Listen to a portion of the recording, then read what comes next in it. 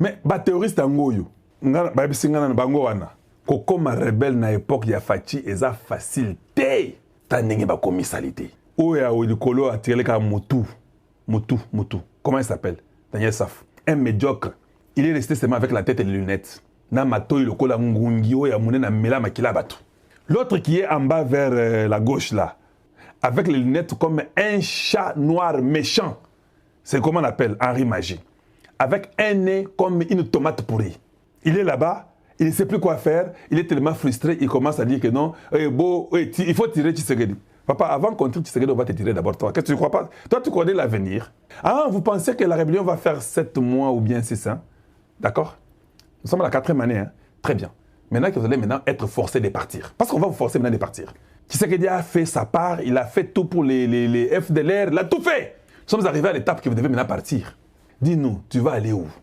Tu as besoin d'un dialogue? Il n'y aura pas de dialogue pour vous. Namususoyo Wankacha.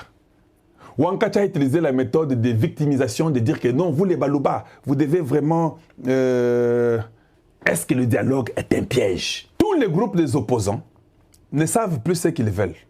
Ils ne savent plus. Oh non, il faut maintenant que nous puissions, et que Paul Kanambe vienne aussi.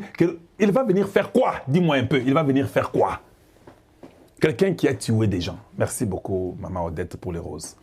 Quelqu'un qui a tué des Congolais. Pouvez-vous quand même aimer la vidéo, partager, tapoter pour nous?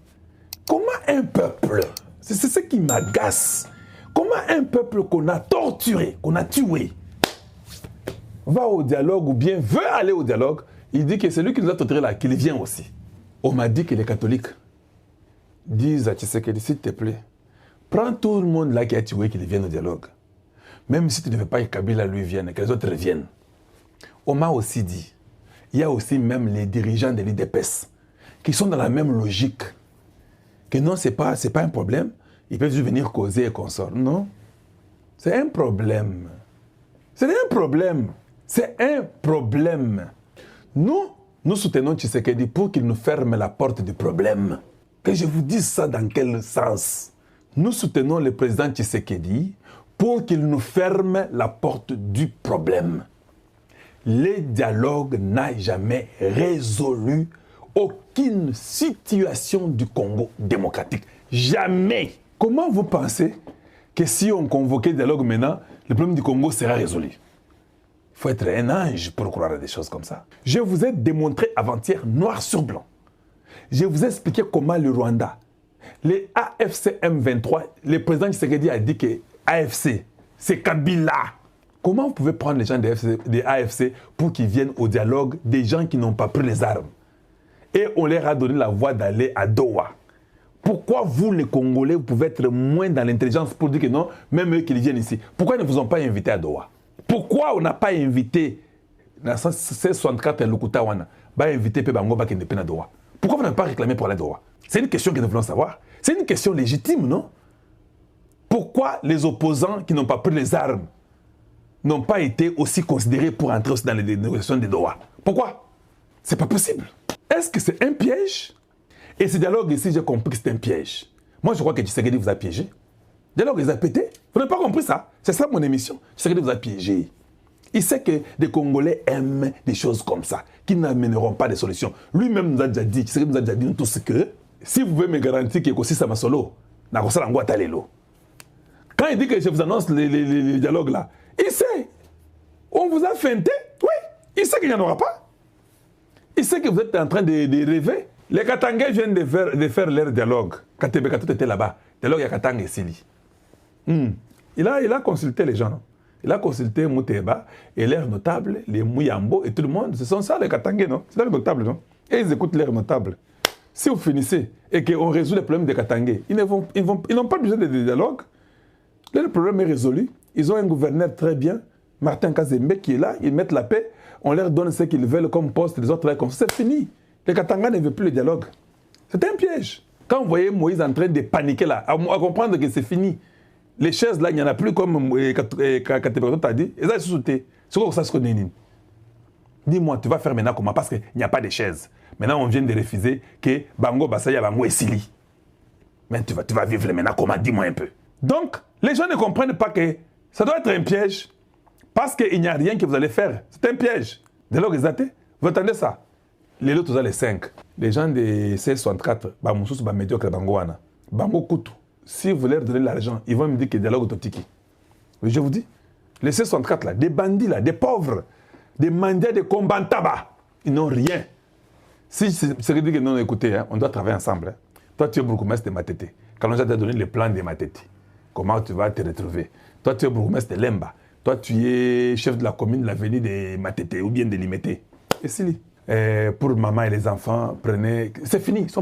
Ils disent qu'il n'y aura plus de dialogue. Ils vont directement abandonner. Même les gens des M23, là, ils commencent à prier pour que Tshisekedi fasse le dialogue, pour qu'on les invite. Vous avez pris les armes. Comment un groupe d'individus prend les armes parce qu'on ne dirige pas bien? Et puis, ils sont prêts pour le dialogue. Ah non, en tout cas, Tshisekedi, c'est un stratège de haut calibre. Hey! Celui qui a l'arme dit qu'il y a le dialogue.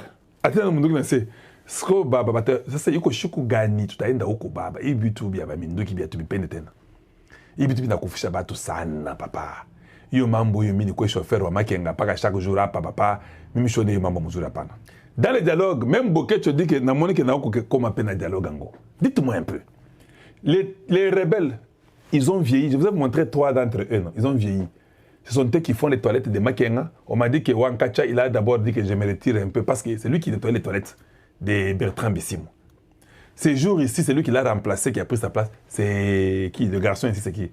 Safou, qui commence à nettoyer les toilettes des autres là-bas.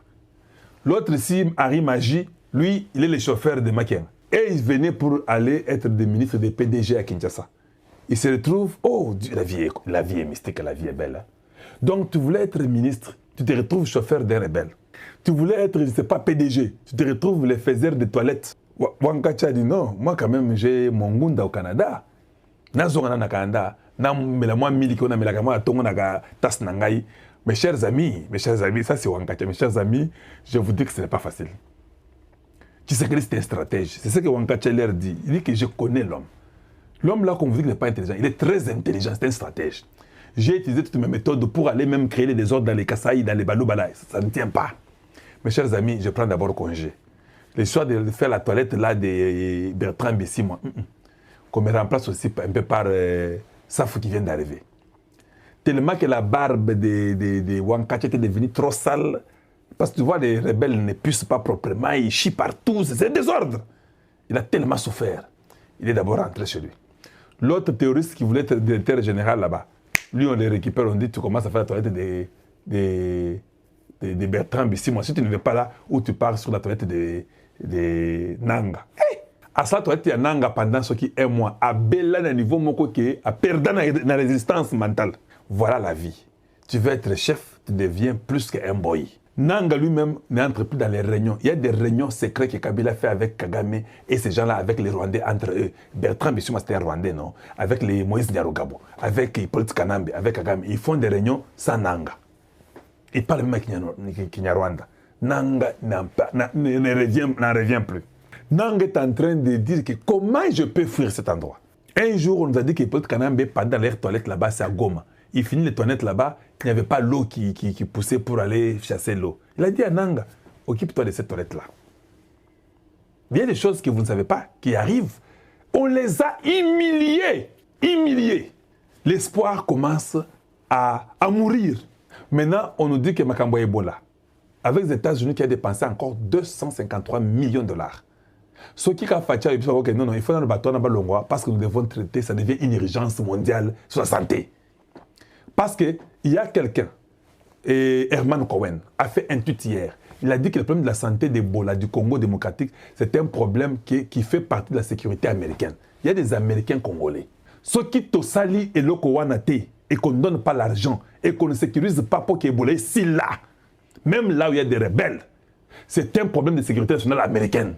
Il faut maintenant entrer là-bas, faire comprendre les gens là qu'il faut ils la bongo pour qu'on nous respecte. Sinon, les gens là ne vont pas vous respecter et nous devons faire ça rapidement pour récupérer la situation. Le dialogue, j'ai compris que c'était juste une façon de piéger les gens là. Ils n'ont pas la même vision. Le C64 est divisé. Moïse Katumbi est aussi de son côté. Hippolyte Kanambe ne veut pas s'afficher officiellement. Il a peur qu'on va mettre les drones sur lui. Kagame veut que Kabila prenne les choses en main parce que lui a un délai de sortir tous les gens du Congo. On nous a dit que secrètement, le Rwanda a donné déjà le temps, un délai aux Américains que non, de nous, autant de temps, nous allons partir. Ils ne savent pas maintenant comment faire. Ils commencent à mentir. Ramenez vos armes ici et tout ça. Pour qu'il n'y a pas d'armes à ramener. Pour que quand ils vont donner des armes, ils vont dire que ce sont les armes qu'on a demandé à la population de ramener. Oh, les armes de Nabango, ils doivent partir. Le Congo a fait sa part. Le Congo a déjà libéré pour que les FDLR puissent partir. Ils ont déjà été désarmés. Ils sont d'accord de rentrer chez eux. Il n'y a plus d'autre chose qui reste pour le Rwanda.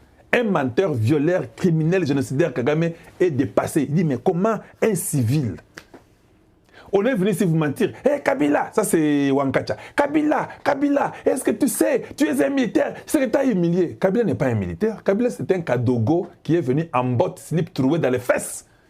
Il n'a jamais fait une formation militaire pour dire qu'il est militaire. Oh, toi, un général, et tout ça, avec les Perrault Loire. Non, vous vous trompez. Le gars ne connaît. Oh, John Numbi, tu es général 4 étoiles. Non, un cordonnier.